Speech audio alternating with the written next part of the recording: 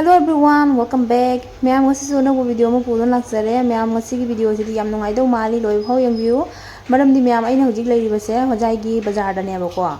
Adoni ai se hojik ma'am halli ne ba ko. Delhi de halli ni do han base hojai da chiche lai ai lakminari se uchari se chiche ne ba ko.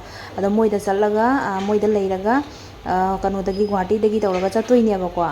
Ado lai ngai siga bazar chalura si en hek lo sangat pada nong jam jam su thare nong chura su chuna ke ai ni ai kuina lai roi dabani na nong ni khakta gi na kwa chasi haidana la bani kano satina mo paisal laga kwa ado kano tawra su nong chura su re mi se di phammi ka he til le ba ko mi se dum til li nong marak sida ke ani puksak than bagi damak tani ko yam nong chui na di jum lei ba ya da mi nong marak se yam sum yengu am haidi cho cho na pham ba ka su yaw na ye ba ko adoni ado maya makha ta ne yamina si yam nungai do video ni ado ni maram ama su lei nungai do ni hai je ma'am ai di ai oina di ko yamna kano ai tare special day hai tare maram di maya ma su hena khangnai di ko Romi Singha gi channel do ko ado ni je Romi se ai ga sum contact lai nei ma se kano ne ba ko hojai gi ni ado ai hek lai se ke ai ni hojai Udaipur da ne ba ko ma se hojai Udaipur gi oi ba ado ni contact tongna raga ma se ngasi phangna doi ne ba ko adoni yam excited oi hai yam harau hai tare ko yam siba si jenni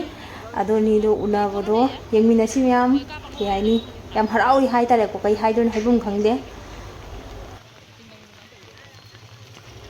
ma'am तेंबियो को बखल मथेल गी लोइना फंगि हाय तारे को इथा थाना खोइना हाइदि केन सुमाइना फंगने खल्लुदेबो को हैनाबो ओइरो पांगोकबो ओइरो पुलै ओइरो दैदि कै कौरि उसोइबो ओइरो को दैदि लोइना फंगे मखल मथे अनौबो पेंसे लोइन फंगि हाय तारे को आदि सुमाइना खल्लुदेबो खोइ लखिपुर साइ कै काक्सिदि लोइना फंगनै दना को दो सुमाइना असोमदा सुमाइ फंगने जे खल्लुदेबो को अदुनि लोइन फंगि हाय तारे मैम जेउने असिकि उसोइसे लौबै हाइनारि ने बसि फम्मि दीदी सेमते येउने नों मरक सिदा फम्मि ने मासे पुंग चो चोले मैम उबदा क्याम नुंगाइते अदोनि के हाइनि को हादि नों चुरे आइना जुमदा फंदोंना लैदब लैबदि यादबनिना को अदुना क्यानि माइ माइ सिम्बम हाय तारे कै हाइदुनो खंद्रे सु पुंग चो चोले मैम ते येउन क्याम नुंगाइते नों मरक सिदानि माना चो चोना फम्मि जे को अदोनि मांगोदा उसोइ लौगे ना तौरि उसोइ से याम चावबदि फंद्रे को हादि मचा मचा ngata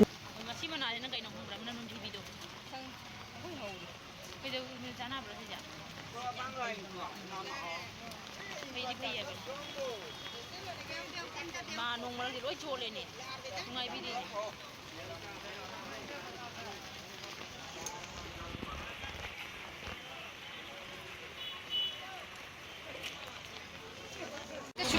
keri beta boro nai ni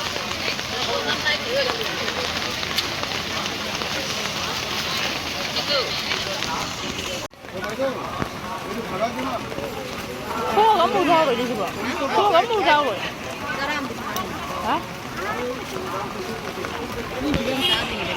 wah itu ya aduh toka lo toka Pintar bisko ka?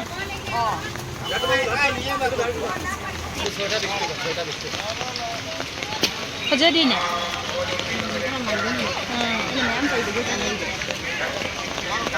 apa tadi yang hilang ayo poce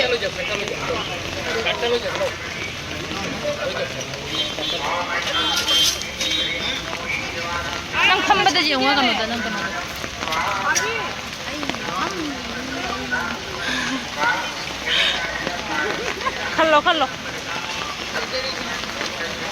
kallo nang kan da lo rakke ha Dani. Is ang maangang lo chole ni. Ngam ko. Kariya ba? Ngapi dake.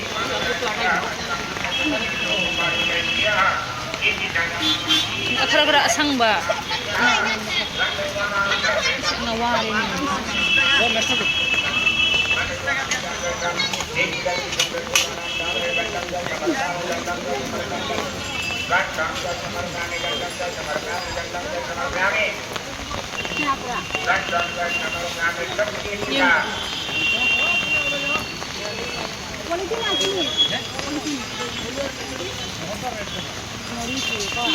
nang achouba se thamja adra nang achouba se thamja adra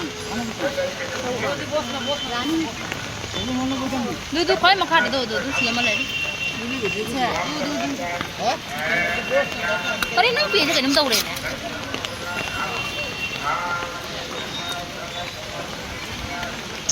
นาตาเลยก็ที่ชมมาเลยจีบีเสียใช่ได้นะ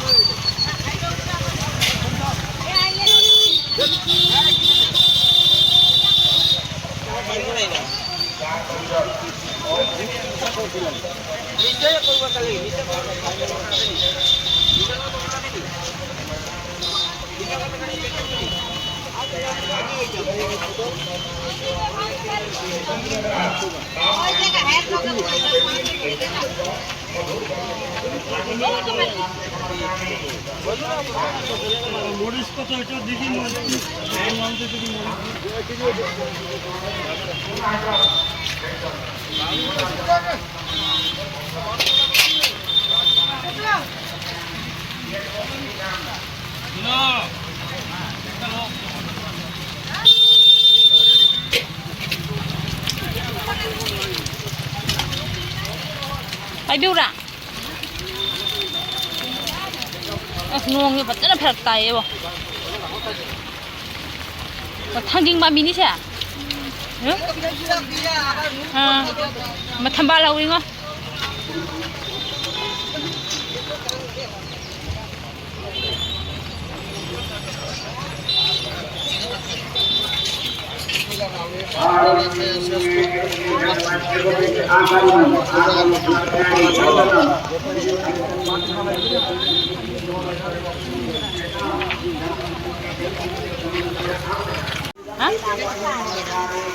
아직 러러 가 임더래더라. 이거 아래 한 점. 이거는 강놈이 나다 바자가 방내려 왜 저기.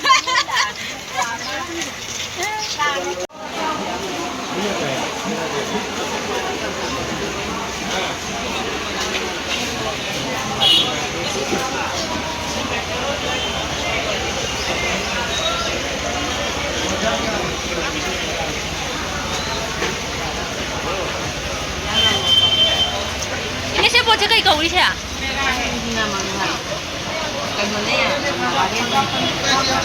Mana pun mina nam cabu iya pak. Mana enam belas ya?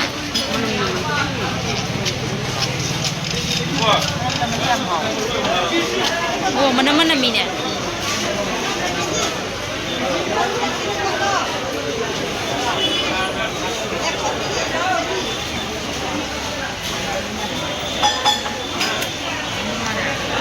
소이봄 얘기 하자이냐?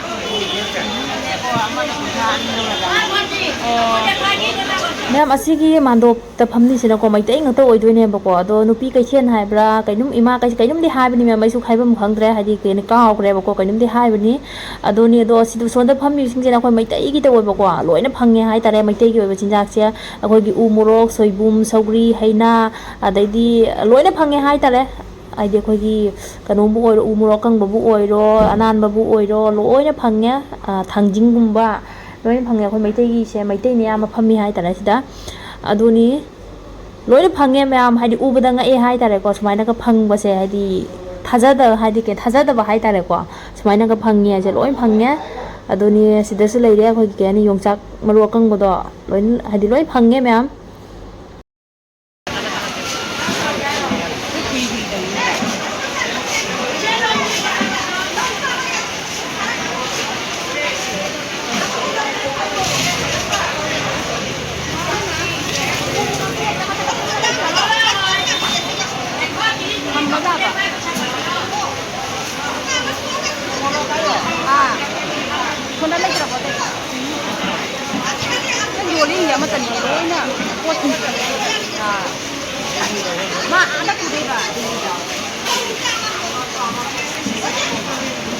소불이 많네 이거.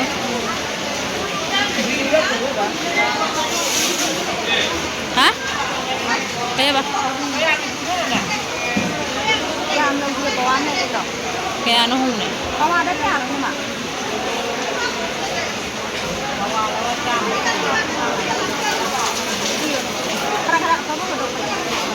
사가더라.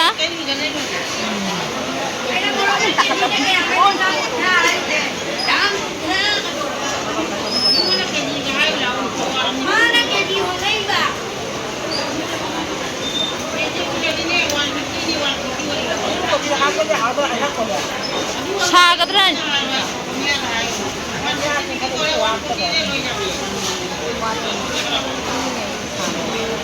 많이 망고 사고 왔네. 저기 여기로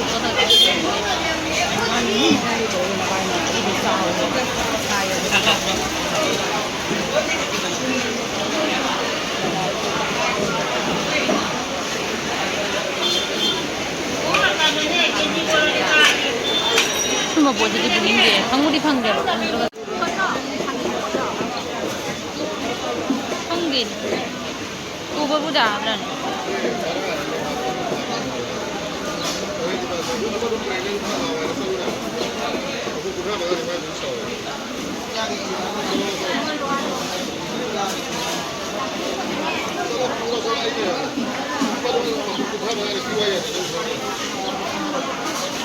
Ay, pura roy kita. Pura roy kita. Ay, di sini cara na.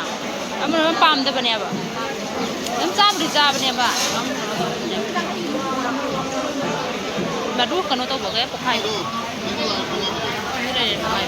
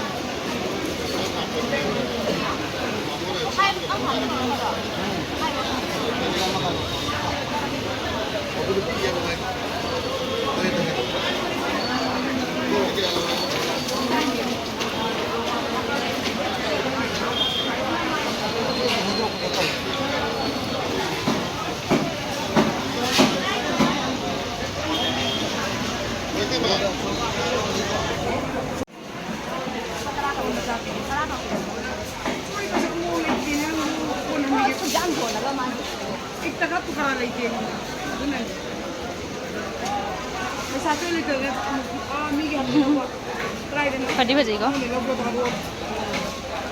Jinjin kan boleh ni.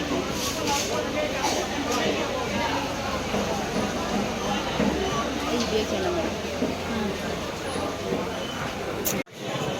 100 gram dah. Ni.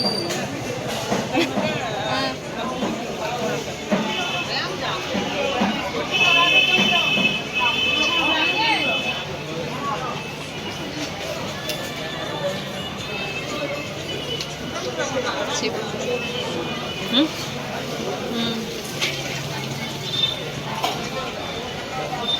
Last video. Vlog lah. Vlog ni. Ai giao rồi thì. Giao đâu cái chút này. Mama. Asa phang này đấy asa. Ai di vlog hapa ngam dire. Niat cepat ya hadai dalai benina. Ada mai vlog cewek na jadi viral me ampun nama. Me ampun nama.